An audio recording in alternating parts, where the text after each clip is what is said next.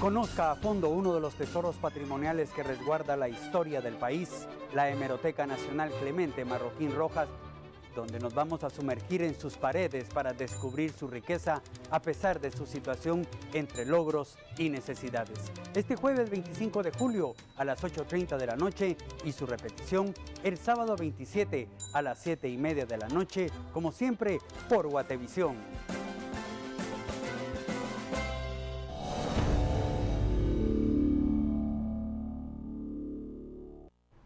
Gracias por permitirnos informarle. Este día se cumplen 10 años de uno de los momentos más oscuros de la historia reciente del país, el Jueves Negro. Una manifestación organizada por simpatizantes de Efraín Ríos Montt exigiendo su inscripción como candidato presidencial en aquella época. Hace 10 años, el general José Efraín Ríos Montt buscaba ser inscrito como candidato a la presidencia por el entonces oficialista Partido Frente Republicano Guatemalteco, FRG, pero se lo impedía haber sido parte del gobierno de facto en 1982.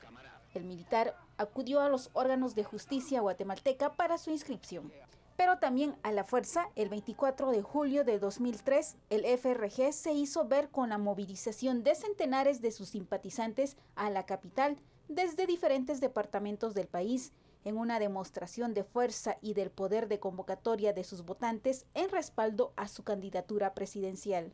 Ese día se vivió un caos en la ciudad y se generó un vandalismo que los dirigentes del FRG dijeron que estaba fuera de su control, como lo había afirmado días antes Ríos Montt en una polémica declaración pública. Mucha pena, quisiera argumentar que va a haber momentos en que probablemente se salga del control del Comité Ejecutivo Nacional algunas acciones de algunos simpatizantes o de algunas personas. La locomoción se vio vulnerada por la manifestación en diferentes zonas de la ciudad como el Obelisco, Plaza Barrios, Corte Suprema de Justicia, Corte de Constitucionalidad, entre otros. En pleno ejercicio periodístico, el reportero Héctor Ramírez falleció tras una carrera por su vida mientras era perseguido por los manifestantes. La Corte Suprema de Justicia le había negado la inscripción, pero en una serie de apelaciones, el caso llegó a la Corte de Constitucionalidad, que finalmente, en una resolución controversial, le dio vía libre para su inscripción y en las elecciones generales ocupó el tercer puesto. Por una Guatemala en paz, Ana Lucía Morales y Marvin Pérez. Y los familiares del reportero X, víctima de este movimiento, realizaron una marcha para recordar su reclamo por justicia.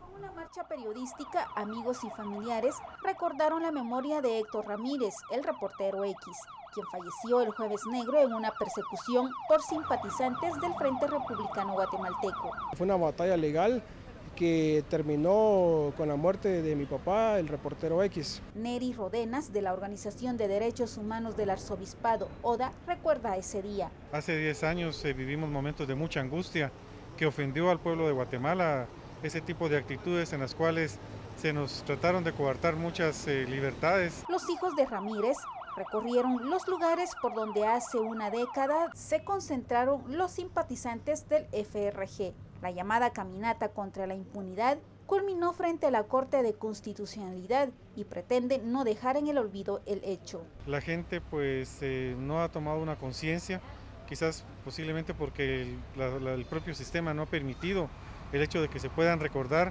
esas atrocidades. Las autoridades no han cumplido con una resolución de la Comisión Interamericana de Derechos Humanos con medidas cautelares a la familia y que aún siguen con persecuciones. Hoy nos podemos dar cuenta, hicimos la caminata y hubo unas personas ahí que nos estuvieron persiguiendo. Los periodistas, hijos de Héctor Ramírez, pretenden dignificar la labor periodística y así también recordar siempre la memoria del reportero X. Por una Guatemala en paz, Ana Lucía Morales y Marvin Pérez. En otro tema, aumentar sensiblemente la seguridad del juzgado que conocerá a los involucrados en la masacre de Salcajá es una de las peticiones hechas para iniciar con el proceso judicial de los ahora detenidos. Verónica Orantes nos cuenta qué otras previsiones tiene el juez que lleva este caso. 13 hombres y una mujer son vinculados por el Ministerio Público a la masacre cometida la noche del pasado 13 de junio en la comisaría de la Policía Nacional Civil en Salcajá, Quetzaltenango. La audiencia de primera declaración será el próximo lunes. Desde el 14 de julio pasado han sido capturados 14 presuntos integrantes de la organización criminal dirigida por Eduardo Francisco Villatoro Cano, alias El Guayo, quien continúa prófugo de la justicia. Originalmente se les había indicado que la audiencia se iba a realizar el día de mañana, pero ya revisando y hablando con el Ministerio Público, que es se tiene que hacer requerimientos a la Corte para seguridad, para cuestiones de audio. El caso de Salcajá, como es conocido, fue trasladado al juzgado B de mayor riesgo el viernes pasado. El juez B de mayor riesgo explicó que la diligencia será por medio de videoconferencia desde la cárcel de Fraijanes, cuya seguridad será redoblada. El problema es que si hay riesgo de fuga, riesgo de la vida de las personas que lo van a trasladar, riesgo de la estancia aquí, tenemos que prever que de repente vamos a ir terminando a las 6, 7, 8, 9 de la noche. La única que será trasladada a la torre de tribunales será María Isabel Salas, señalada de tenencia ilegal de municiones. Por este caso hay 5 órdenes de captura pendientes, entre ellas la del jefe mafioso. Por Una Guatemala en Paz, Verónica Orantes y Noé Medina. Y en este momento vamos a dar un vistazo a las condiciones climáticas imperantes sobre el territorio nacional. Marisol Padilla. Agencias Guay, 80 años, en confianza, entre amigos, presenta. Gracias, muy buenas noches a todos ustedes. Una nueva tormenta tropical, la cuarta de la temporada 2013, se formó en el Océano Atlántico este miércoles durante la mañana. Tiene como nombre tormenta tropical Dorian y se encuentra en el extremo oriente del Atlántico. El pronóstico oficial del recorrido indica que se acercará a las islas de Sotavento, esto es ubicado en las Antillas, para este fin de semana, con pocos cambios en su fuerza, como podemos observar desde que se formó durante esta mañana hasta el día viernes. Tendrá como nombre tormenta tropical. Al sobrepasar los 119 kilómetros por hora podría adquirir o podría llegar a ser un huracán categoría 1. La tormenta podría impactar en las islas de Puerto Rico, así como de Haití, y es muy temprano para decir si podría impactar Estados Unidos o de alguna forma internarse en la península de Yucatán para poder llegar a afectar a Guatemala. Pasamos ahora a las condiciones del clima. Esto en nuestro país. El INSIGUME indica que tendremos entrada de humedad de ambos litorales.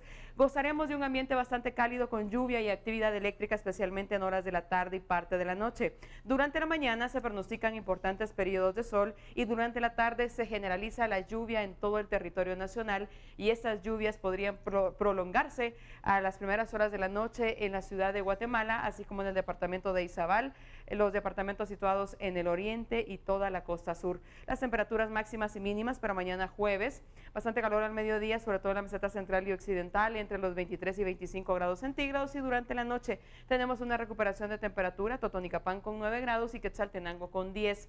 Las temperaturas más cálidas, toda la costa sur y el oriente de Guatemala se mantendrá entre los 27 y los 34 grados centígrados, y durante la noche el departamento más fresco será Jalapa con 18.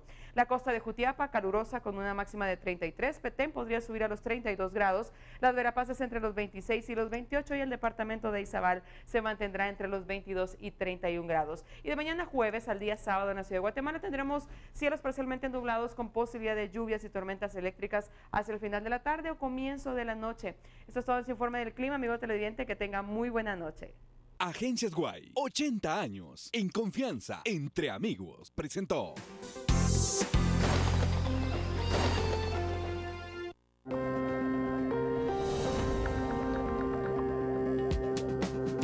Es momento de un nuevo enlace con los anunciantes, pero volveremos para comentarle del caso de un niño cuya vida está en riesgo si no recibe un trasplante de hígado. Además, 3 instituciones acordaron fortalecer los controles de trabajo para combatir la trata de personas. Con eso y más, regresamos.